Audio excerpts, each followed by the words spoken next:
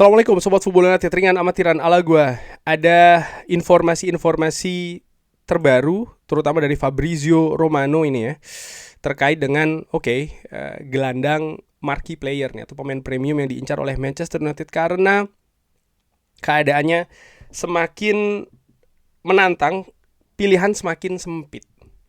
Ini terkait dengan pernyataan dari Presiden Real Madrid Florentino terkait dengan Tchouaméni tetap bersama dengan Real Madrid di musim panas ini. Dia mengatakan, menurut saya iya, tentu saja. Ketika seorang presiden dari klub membuat pernyataan seperti itu, maka dia akan mengerahkan segalanya untuk sang pemain tetap berada di Real Madrid. Tidak pasti 100%, tapi kemungkinan tersebut akan sangat besar. Fabrizio Romano mengatakan ya, Manchester United melihat Tchouaméni sebagai target impian untuk posisi lini tengah dan merupakan pengganti yang ideal untuk Casemiro ya. Menurut gue juga sangat masuk akal ya bagaimana Tchouaméni ini kan dihadirkan di Real Madrid juga untuk menggantikan Casemiro. Gue sudah sering katakan, sudah sering gue sebut juga, sehingga ketika Manchester United mencari pengganti dari Casemiro ya make sense banget nih kalau yang diincar adalah Tchouaméni. Namun demikian, Presiden dari Real Madrid Florentino Perez secara publik, secara terbuka ya, dan juga secara private sudah mengkonfirmasi kalau Tchouaméni ini tidak untuk dijual dan akan tetap stay di klub musim panas ini. Walaupun ada ketertarikan secara tinggi dari Manchester United, ada banyak hal yang juga cukup besar yang saat ini membuat keadaan sulit nih terkait dengan Tchouaméni, yaitu adalah tingginya gaji dari Tchouaméni dan juga keadaan dari Real Madrid di mana Real Madrid tidak ingin melepas Tchouaméni, sehingga membuat keadaan saat ini hanya sebagai mimpi saja daripada sebuah target yang realistik atau bahkan keadaan transfer yang akan terjadi dengan segera. Nah, ini keadaannya bagi Tchouaméni. Ini kabar yang menurut gue juga kurang bagus ya bagi Manchester United, karena gue berprinsip kalau punya opsi itu lebih bagus daripada tidak memiliki opsi. Punya opsi yang lebih besar itu lebih bagus daripada punya opsi yang sedikit ataupun sempit. Dan terkait dengan Tchouaméni, kalau sebelum ke Tchouaméni ya, kalau gue melihat keadaan Casemiro di 4 tahun yang lalu ke Manchester United kan memang sudah ada gejala-gejala bahwa memang Casemiro ini akan berpisah dengan Real Madrid, atau bagaimana dia tempatnya akan digantikan, dia sendiri melihat pintu keluar, Real Madrid itu juga tidak masalah kalau dia cabut, Manchester United datang dan transfer terjadi, tapi tidak dengan Tchouaméni. Memang tidak 0%. Menurut gue apa yang bisa membuat Tchouaméni akhirnya lepas, yaitu adalah nomor 1, ada biaya transfer gila-gilaan yang diajukan Manchester United kepada Real Madrid. Itu satu. Yang kedua, Manchester United juga harus secara gila-gilaan melakukan pendekatan kepada Tchouaméni dengan apapun yang dilakukan ya, melakukan presentasi, rencana, meyakinkan, termasuk juga menawarkan gaji yang gila-gilaan tingginya. Di mana keadaan gila-gilaan yang gue katakan tadi itu ya, biaya transfer dan juga gaji, misalnya dari sisi finansial dan lain-lain, ini bukan gaya dari Ineos. Ineos menurut gue bukan seperti itu. Dan dari keadaan ini yang saat ini dikatakan oleh Fabrizio Romano di video terbarunya juga ya, ini membuat keadaan saat ini tertutup Tchouaméni untuk ke Manchester United. Di sisi lain, nih gue kaitkan juga ya, Elliot Anderson yang juga memiliki situasinya sendiri, ini disampaikan oleh berbagai sumber memang lebih dekat ke Manchester City. Dan ini juga menurut gue sudah banyak juga diinformasikan demikian, walaupun saat ini juga belum pasti kalau akan ke Manchester City. Manchester City dikabarkan oleh Fabrizio Romano terus mendorong untuk mendatangkan Elliot Anderson dari Nottingham Forest. Mereka juga tahu kalau Manchester United juga terus melakukan kontak ya, komunikasi, dan manajer terbaru dari Manchester City Enzo Maresca pun juga tetap dengan rencana untuk mendatangkan Elliot Anderson. Elliot Anderson dikabarkan oleh BBC saat ini adalah Manchester City yang memimpin perlombaan untuk mendatangkan Elliot Anderson.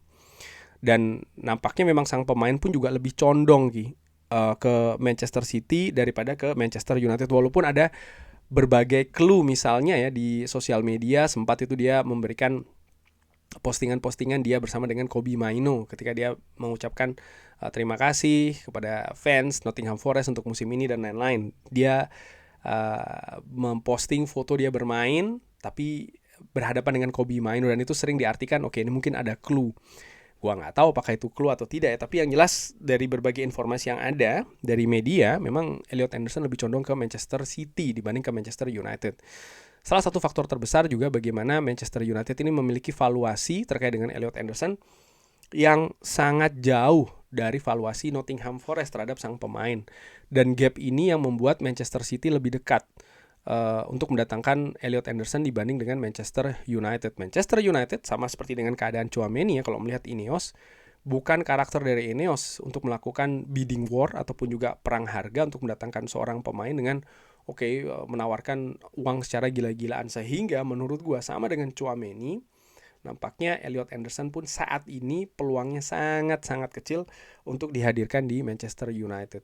Manchester United di sisi lain harus memiliki pemain tengah yang bagus, marquee player, lalu juga premium, bisa langsung mengangkat kualitas lini tengah Manchester United, terutama dari sisi permainan dan juga kontribusi, bisa bermain dengan Kobe Maino dan juga rekan-rekan lain di atas lapangan, punya adaptasi yang sangat cepat dan sangat baik ya dengan Premier League dan juga klub sebesar Manchester United, sehingga balik lagi memang profil premium ataupun marquee ini yang sangat make sense, sangat wajar yang diincar. Dan ini menyisakan satu nama sebenarnya, yaitu adalah saat ini Sandro Tonali. Tapi apakah lantas membuat peluang Sandro Tonali besar untuk hadir ke Manchester United? Tidak juga, karena dari berbagai analisa di media disebutkan sebelumnya Sandro Tonali ini bahkan sedikit-sedikit mulai dijauhi oleh Manchester United.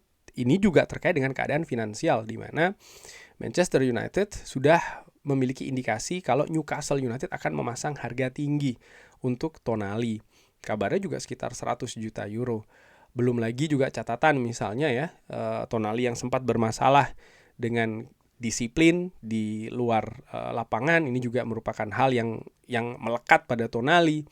Lalu juga keadaan teknis misalnya, apakah Tonali memiliki karakter permainan yang bisa melengkapi Kobe Maino atau cenderung lebih sama atau seperti apa. Hal-hal demikian ketika digabungkan membuat keadaan Tonali pun juga tidak besar-besar banget nih ke Manchester United saat ini.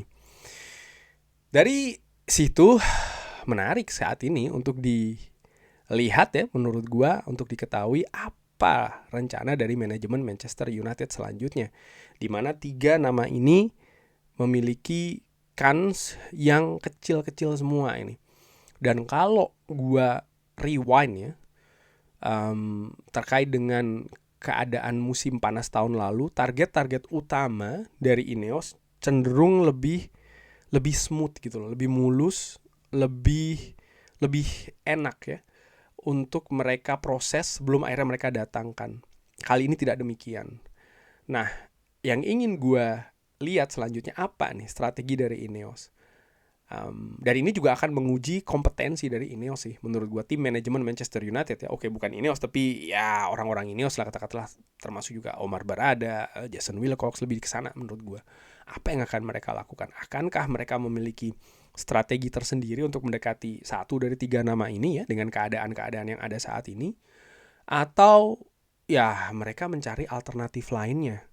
Tapi kalau mencari alternatif lainnya, kabar masih sangat sepi nih, karena nama-nama lain misalnya sempat dikaitkan kayak Joe Gomez ataupun juga mungkin Adam Wharton. Yang paling mendekati mungkin Adam Wharton ya, itu pun juga menurut gue masih menyisakan berbagai catatan juga. Atau nama-nama lain ya, menurut gue dengan berbagai pengalaman ataupun keadaan, apakah mereka bisa disebut sebagai pemain premium ataupun pemain marquee player dengan misalnya Manchester United berlaga di Champions League ya, ataupun juga tuntutan untuk menjaga posisi di papan atas Premier League untuk musim depan.